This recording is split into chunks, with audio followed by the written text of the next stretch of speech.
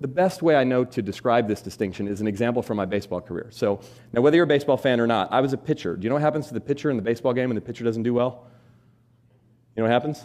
Yeah, they stop the game, right? And in front of everybody, the manager walks out to the mound and literally takes the ball out of your hand and makes you leave. It's pretty embarrassing. Can you imagine? Imagine you're at work and you're like in the middle of a big project and you're doing something and you make a mistake, like a big one. You know, it blows the deal, it costs something big. And then right as soon as you hit the email that makes the big mistake or whatever, your boss bursts in and goes, "Hey, you, come over here."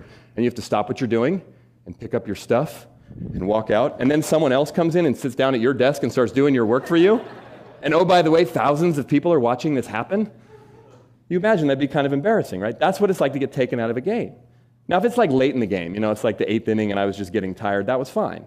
Because he'd come out, hey, you know, Robbins, you did a good job, but you're getting a little tired, we're going to get someone in to replace you. I'd come off the mound, you know, high fives from all my teammates because I did a good job. But if it was like the 2nd inning and it was already 7-0, that was terrible, right? Because I'd walk off the mound upset, embarrassed, frustrated. And if we were on the road, you know, in the other team's ballpark, it was always worse. Because there'd be some mean, heckling fans right above the dugout saying horrible things, you know, about my mother, right? Literally. And I would sit in the dugout and nobody would talk to me. Right? Watch a baseball game. Again, even if you don't like baseball, just turn a baseball game on, watch what happens when the pitcher comes out of the game. There's like an unwritten rule. Oh, leave him alone, he's upset.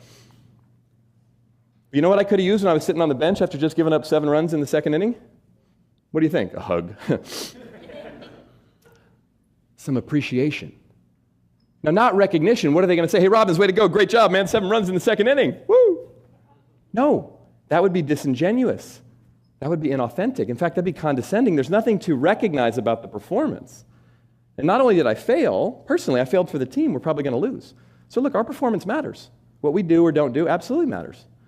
However, as a living, breathing, often insecure, although I pretended not to be in those days especially, human being, I could have used some appreciation, not for what I had done, but for who I am. Like, "Hey, Robbins, you're not as bad as you just performed." Or, "Hey, man, you know what? You're an important part of the team." Or even just ask me, "How you doing?"